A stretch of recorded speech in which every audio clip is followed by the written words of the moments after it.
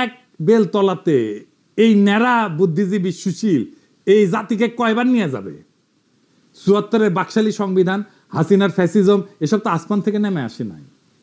বারবার একই মার্কা মারা সব দালাল, লেসপেন্সার, বুদ্ধিহীন, মূর্খ, কামাল হোসেন, রেহমান সোবহান, ইফতেখারুজ্জামান, মতি, মাহফুজ, এদের টোটকা জাতিকে গিলায় বারবার আওয়ামী ফ্যাসিজম প্রতিষ্ঠার সুযোগ করে দেওয়া হইতেছে। এবারও সে একই চক্রান্ত হইতেছে, আর জাতি সে সমস্ত খেয়াল না করে বসে বসে আঙুল চুষিচ্ছে। আলী রিয়াজের আক্কেল জ্ঞানের নমুনা দেখেন। সংবিধান সংস্কার কমিটির রিপোর্ট ড্রাফট করার সময় সে কাদের কাদের পরামর্শ সে নিচে সেটা রিপোর্টের শেষে তালিকা খুঁড়ে লিখে দিছে। দেখেন কারা কারা আছে সেখানে। মাহফুজা নাম, শাহিনা নাম, জানেন তো মাহফুজা নামের বউ, মানে মাহফুজা নামের বুদ্ধিতে শুধু চলবে না, তার বউয়ের বুদ্ধিও লাগবে। এই মাহফুজা নাম হাসিনার সামরিক মারণাস্ত্রে গুলি চালায় ছাত্রজনকে হত্যা করার নির্দেশ দেওয়ার পরে সেটার পক্ষে বয়ান লিখে এডিটোরিয়াল পাবলিশ করেছিল, যাতে সরকার কঠোর হস্তে এই আন্দোলন দমন করে। বিপ্লবের শহীদদের রক্তের সাথে বিশ্বাসঘাতকতা কইরা এরকম একটা জানোয়ারের বাচ্চার পরামর্শ নেওয়া লাগছে নতুন বাংলাদেশের সংবিধান কিরকম হবে সেটা ঠিক করার জন্য। বুঝেন তাইলে? আরো আছে প্রথম আলোর মতি, খুশি কবি, সবচেয়ে বড় আওয়ামী লেসপেন্সার রেহমান সোবহান, মইনুল ইসলাম। হে খোদা, আমারে উঠায় নাও, নয়তো দড়ি ফেলাও, বায়ে উঠা যায়। এর চেয়ে আওয়ামী লীগকে বলা হোক একটা সংবিধান ড্রাফট করে দিতে। হুদাহিতে সংস্কারের বালসাল নাটক কইরা মানুষকে বোকা বানানোর দরকার কি? আর শহীদের রক্তের সাথে প্রহসন করার দরকার কি? রেহমান সোবহান, মাহফুজা নাম, খুশি কবির, মতিউর রহমান, মইনুল ইসলাম, এরাই যদি নতুন বাংলাদেশের কারিগর হয়, তাহলে অমি পিয়াল, নিজুম মজুমদার, মুনতাসির মামুন, শাহরিয়ার কবির, এম এম আকাশ, রামেন্দ্র মজুমদার, পীযূষ বন্দ্যোপাধ্যায়, সুবর্ণা মোস্তফা, এরা কি দোষ করলো? এডিটর সাহেব খারান, সুবর্ণা মোস্তফা ছবিটা না রাখেন। এটা ইয়াং কালের ছবি দেন, ইয়াং কালের। এবার আছে। হ্যাঁ, তো আলী রিয়াজ, সুবর্ণা মোস্তফা তো আপনার যৌবনকালের ক্র্যাশ হওয়ার কথা ছিল, তাই না? আমরা মেনে নিলাম, ওক দেখলেনি। এরা কি দোষ করলো? এদেরকে এই কমিটি থেকে বাদ দেওয়ার দরকার কি? ওদেরকেও ঢুকাক, সুবর্ণা মোস্তফা আগে ঢুকাক, আমি পারমিশন দিলাম, দেখি কে কি করে। কার এত বড় সাহস সুবর্ণা মোস্তফা ঢুকাইছে, আলী রিয়াজ সেটাকে বাগড়া দেয়, আমি যে দাঁড়ামু, ওইটি লাঠি নিয়ে দাঁড়ামু। এই প্রথম আলোর সাজানো সংস্কার কমিটির নাটক, এই রিপোর্টে ঢুকায় দেওয়া হবে। এই রিপোর্টে বিভিন্ন ভংসং প্রস্তাব দেওয়া হয়েছে যাতে দেশে আর কখনো বাকশাল ফ্যাসিজম কায়েম না হয়। আইনস্টাইনের একটা উক্তি আছে যে insanity is doing the same thing over and over again and expecting different results. ইংরেজি যেহেতু কইছে, ঠিকই কইছে, তাই না? আসলে ঠিক কথা কইছে। একই কাজ বারবার করে ভিন্ন ফলের আশা করাটা এক ধরনের ছাগলাম। বাংলাদেশের অবস্থা দেখে এই কথাই মনে হয়।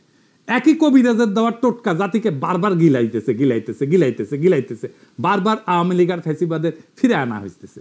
রেহমান সোবহান পাকিস্তান আমল থেকে গাজাঘড়ি বয়ান আর টোটকা দিয়ে জাতিকে ধ্বংস করিচ্ছে। উই কলে পিএইচডিও করতে পারে নাই, কেমব্রিজে গেছিল, এম এ কইরা ফিরে আসিছে। হ্যাঁ, তা হ্যাডেমে কুলায় নাই। তাও এই হারামজাদার প্রতি সুশীলদের পীড়িতের ঘাটতির কোনো কমতি নাই। বন্ধু মানুষ এই হারামজাদা রেহমান সোবহান ছিল ইন্ডিয়াকে ট্রানজিট দেওয়ার ব্যাপারে ১ নাম্বার উকিল। এই রেহমান সোবহান কইছিল ট্রানজিট নিয়ে যে বিতর্ক, সেটা অশিক্ষিত বিতর্ক। এই হারামজাদা, তুই শিক্ষিত, তুই পড়াশোনা করছিস কতটুকু? শালা পিএইচডি তো করতে পারিস নাই, এম এ করে ফিরে আসিস সরকারি স্কলারশিপে যায়, বেশি বেশি বাতেলা জানিস, তারপরে এদের ঘুষ হয় না। আজকাল বেশি মুখ খারাপ করলাম না, নাকি করে ফেলছি অলরেডি বেশি জানি না, বুঝছাও, মানে অভ্যাস হয়ে গেছে তো আমার মুখই খারাপ। আজকে আবার একটু আলোচনা করব বাংলাদেশে কেন বারবার আওয়ামী ফ্যাসিবাদের উত্থান ঘটে। আসেন এটা আরেকবার একটু বুঝে দেখি। আগের এপিসোডে আলাপ করেছিলাম, আরেকবার একটু বুঝে দেখি।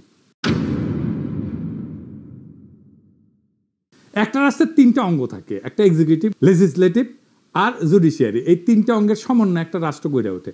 এই লেজিসলেটিভ বা আইনসভা দেশে কি আইন হবে সেটা নির্ধারণ করে। এক্সিকিউটিভ সেই আইন অনুযায়ী দৈনন্দিন কাজকর্ম চালায় এবং পলিসি নির্ধারণ করে। তবে একটা রাষ্ট্রের সর্বোচ্চ পলিসি নির্ধারণ করে আইনসভা বা পার্লামেন্ট। কারণ এক্সিকিউটিভ আইনসভার পাশ করা আইন দিয়া চালাইতে বাধ্য, দেশ চালাইতে। এক্সিকিউটিভ কখনোই নিজে আইন বানাইতে পারে না, এমনকি কোনো সভ্য দেশে আদালত বা জুডিশিয়ারিও আইন বানাইতে পারে না, বা পারার কথা না। আদালতের বিচারকেরা যদি নিজেরাই আইন বানায়, সেটাকে রাষ্ট্রবিজ্ঞানের ভাষায় বলা হয় জুডিশিয়াল অ্যাক্টিভিজম।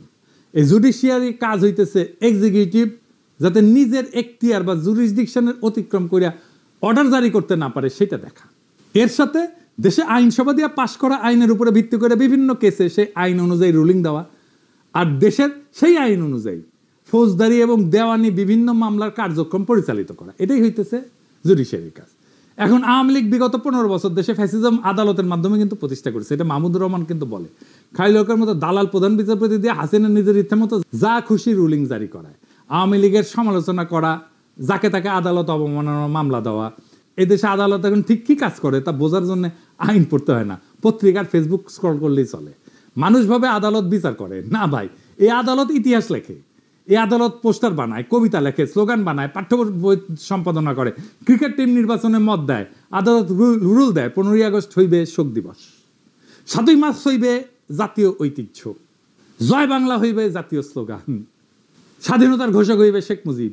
কেউ যদি প্রশ্ন তোলে যে এগুলি কি বিজ্ঞাপন, ওটা কি অ্যাড এজেন্সি, তখন কওয়া হবে আপনি নিশ্চয়ই রাজাকার। স্কুলে কি পড়ানো হবে আদালত ঠিক করে দেয়। পাঠ্য বইয়ে বঙ্গবন্ধু কত পাতা জুড়ে থাকবে সেটাও রুল দিয়ে আসে। বিশ্ববিদ্যালয়ের নাম কি হবে, গার্ডেনের নাম কি হবে, হাসপাতালের নাম কি হবে, সব জায়গায় আদালতের নাক ঢুকে। এমনই একটা আদালত। আর এই আদালতের বিচারপতি আমাদের সাথে পলিটিক্স করেছিল। ওই কইছিল যে আমরা শপথবদ্ধ রাজনীতিবিদ, ওই কইছিল এ না ওর ভাই আবার এমপি ছিল আওয়ামী লীগের। এমনকি একবার তো আদালতে রিট হয়, বাংলাদেশ ক্রিকেট টিম কেন মুশফিককে নিতেছে না, কেন তামিম বাদ। ভাগ্য ভালো আদালত বলেনি কে ওপেনিং করবে, কে শেষ ওভারে বল করবে। ধর্মের ব্যাপারেও আদালত কিন্তু বলে যে বিসমিল্লাহ থাকবে কি থাকবে না, ভাস্কর্য থাকবে, তো তাহলে কে বেশি ক্ষমতাবান, সংসদ না আদালত? আদালত। আবার সংসদ আদালতের বিচারপতিকে অপসারণ করতে পারে না, বুঝছেন? তাহলে এখানে সেকেন্ড ব্যালেন্সের কোনো ব্যাকরণ তো কার্যকর থাকে না। অর্থাৎ আদালত নিজেই একটা অদৃশ্য স্বৈরতন্ত্রের রূপ ধারণ করে। তত্ত্বাবধায়ক সরকারের আইন কোন একটা দলের ইচ্ছার ফসল ছিল না, তো এটা সর্বদলীয় ঐক্যমতে রচিত হয়েছিল, জনগণের আস্থার ভিত্তিতে এটা প্রতিষ্ঠিত হয়েছিল। আদালত এটাকে শুধুমাত্র ব্যাখ্যার খেলা দিয়ে বাতিল করে দিল। তাহলে তো আইনের যে একটা গণতান্ত্রিক ভিত্তি আছে সেটাই প্রশ্নবিদ্ধ হয়ে পড়ে। তবে আদালতের তো একটা ভূমিকা থাকা জরুরি, কিন্তু সেটা সীমিত। সেটা কি আসেন আরেকটু বুঝে দেখি। আদালতের যদি এই ক্ষমতা না থাকে তাহলে তো ব্যালেন্স অফ পাওয়ার হবে কিভাবে, তাই না? এই প্রশ্ন তো সরাসরি চলে আসে। আদালতের কাজ হবে আইনের ভাষাগত নীতিগত ব্যাখ্যা এবং সাংবিধানিক সীমা নির্ধারণ করা, কিন্তু রাজনৈতিক সিদ্ধান্ত এবং প্রক্রিয়ায় হস্তক্ষেপ করে না। হাসিনার আদালত রাজনৈতিক সিদ্ধান্ত এবং প্রক্রিয়ায় হস্তক্ষেপ করছে। ভারসাম্য তখনই থাকে যখন আদালত, সরকার বা সংসদের অন্যায় রায় থামাইতে পারে, কিন্তু গণমতের চূড়ান্ত রূপ একটা আইন বাতিল করার ক্ষমতা সাবধানে এবং সীমিতভাবে প্রয়োগ করে। আদালত যদি এমন ক্ষমতা পায় যে জনগণের প্রতিনিধিরা যে আইন মানাবে তাই সে বাতিল করে দিতে পারে এবং সে নিজে কোনো জনগণের কাছে জবাবদিহিতা করবে না, তাহলে সে আদালত না, সে গণতন্ত্রের উপরে বসা এক নির্জীব অভিজাত শ্রেণীর নামমাত্র পোশাক। তত্ত্বাবধায়ক সরকারের আইনের অবলুপ্তি তাই শুধু একটা রায় না, এটা ছিল গণ ইচ্ছার বিরুদ্ধে আদালতের বিদ্রোহ। আর এই বিদ্রোহের পরিণতি আজ দেশের রাজনৈতিক দুর্ভিক্ষ, দেশের সমস্ত সংকট। এইবার আসেন সংস্কার নিয়ে আরো একটু গভীরে আলোচনা করি। প্রফেসর ইউনূসের সরকার নানা ধরনের সংস্কার করছে। এই সংস্কার কারা করিচ্ছে, কিভাবে করিচ্ছে, এটা বুঝে কিনা সেটা একটু বুঝে দেখি। আজকের নতুন বাংলাদেশে সংস্কারের জন্য বিভিন্ন প্রস্তাব নিয়ে আলোচনা করা হইতেছে।